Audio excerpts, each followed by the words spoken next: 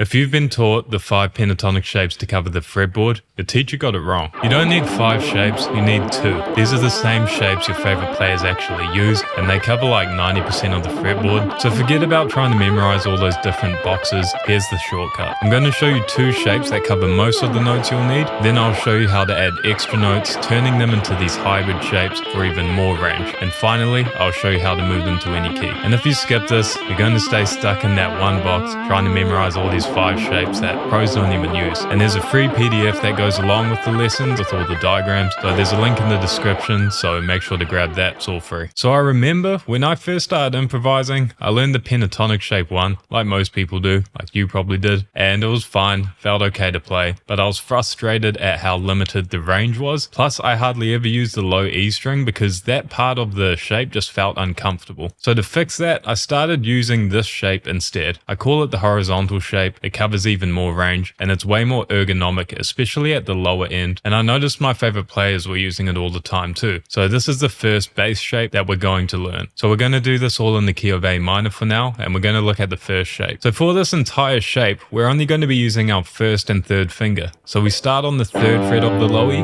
then we play the 5th fret, then move to the A string, 3rd fret, 5th fret, and here, that arrow, that indicates that we slide with our 3rd finger up to that 7th fret, and then we play 5th fret on the D, 7, 5th fret on the G, 7th fret, and then we slide again here, and then we play the 8th fret on the B with our 1st finger, then the 10th fret on the B with our 3rd finger, 8th fret on the high E, 10th fret on the high E, and then we slide up.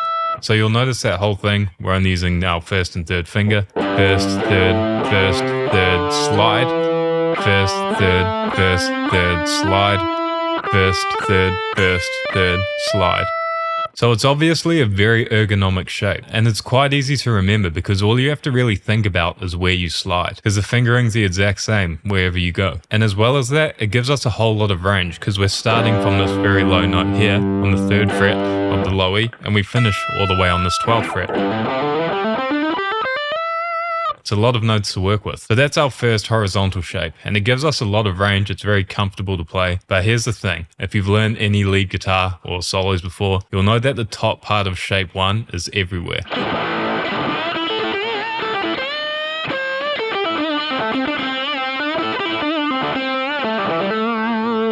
You hear that sound all the time in rock and blues music. So we need to figure out a way to play those style of licks using our bass horizontal shape and how to make it flow so it doesn't just sound like you're swapping between shapes. And it's quite easy. All we have to do is add those tried and true notes from pattern 1 into our horizontal shape, turning it into this hybrid that I mentioned earlier. And we only need to add 2 notes from the B and high E string to play all your favorite pattern 1 licks. So if we look at the second diagram, you will notice the golden notes that are exactly the same as our first bass horizontal shape. However, when we get to this note here, you'll notice there's 2 blue notes, here and here. These would be notes that belong to pattern 1 of your pentatonic scale, so they slot in really nicely to that horizontal shape. So when we get to here, instead of sliding across, if I want to, I can play these notes here with that blue box around them and play all my favorite pattern 1 licks.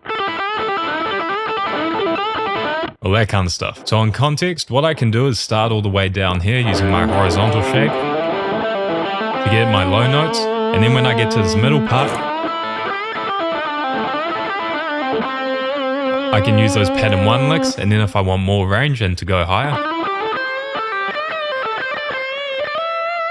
I can finish off with the rest of my horizontal shape. So you have a pit stop in the middle of that shape that you can play around in. And if you want to see these kind of shapes played in a real song, I've got a full course teaching Highway to Hell that uses a lot of these exact same notes. And you won't just learn the song, it will show you how to learn songs from start to finish. So if you've ever struggled with that kind of thing, I'll put a link in the description. It's worth checking out. Now that we can play super comfortably in this whole bottom half of the fretboard, you might be asking, am I just never going to play in this top half, in this middle section? And that's where our second horizontal shape is going to come in. And you might be thinking, oh man, got to learn a whole nother shape, but it's actually a lot easier than you think. The next horizontal shape is the exact same fingerings as the first one. We just have to start it in a different place and you slide at different places. So you already know 90% of what you're going to need to do. So the second horizontal shape is going to start on the 10th fret of the low E. And again, we're just going to use our first and third finger to play 10, 12. Then again, next string, 10, 12, and next string, 10, 12. So we're playing 10 and 12 on these bottom three. And again, the arrow is going to indicate a slide. So we slide across there. Then we use our first finger to play 12, 14. And then here we shift across one fret. First finger on the 13 of the B. Third finger on the 15 of the B. Then we slide up.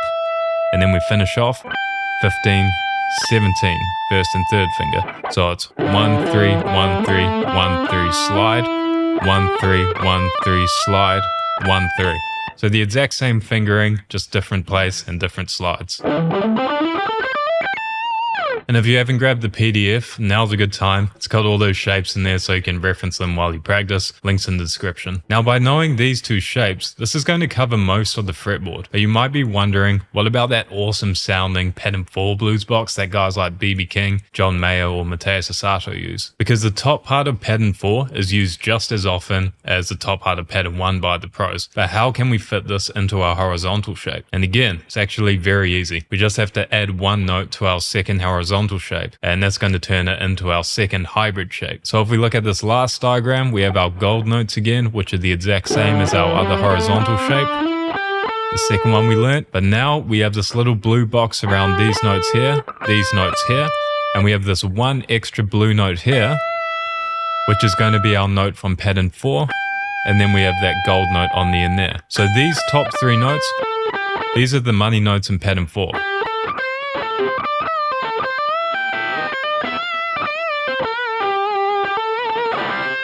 So that's how you can integrate pattern 4 into that second horizontal shape. So starting at the bottom of our second hybrid shape, I can play through here. Now I'm in pattern 4, using that little blue box.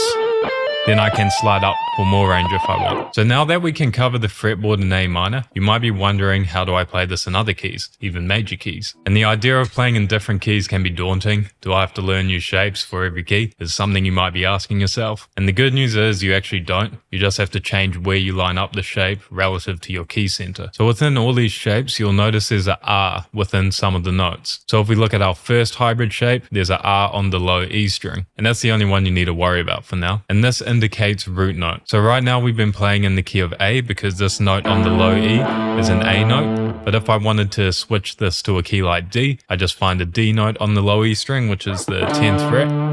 And then I play the exact same shape, just lined up there. Here's my pattern 1 box. Then sliding up.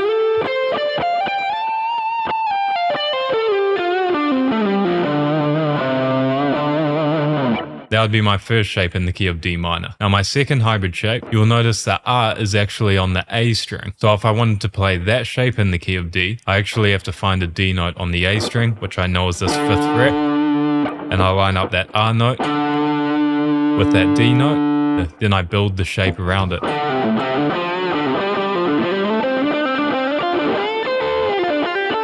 My shape 4 box, then sliding up.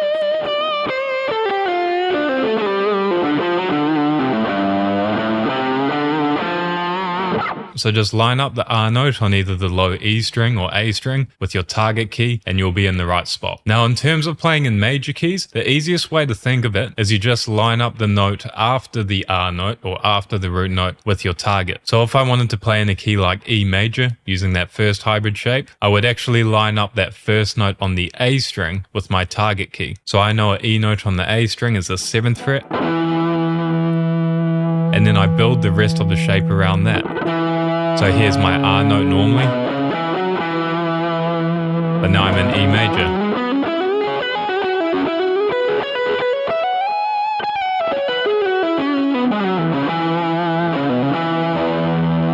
And the same with the second shape. If I wanted to play that one in E major, I find an E note on the D string, which I know is the 2nd fret, because that's the note after the R in that shape. and then I just line up that shape there. And that'll put me in the right spot. So that's how you can repurpose these shapes to other keys. So that's the shortcut. 2 hybrid shapes cover 90% of the fretboard in any key, and make sure to grab that PDF in the description so you've got all the diagrams in front of you when you're actually trying to practice this stuff. Now, learning to play all the notes all over the pentatonic scale is one thing, but if you actually want to take your musicality to the next level, you need to learn how to create tension and release within your playing. So make sure to check out this video where I explain exactly how to do that.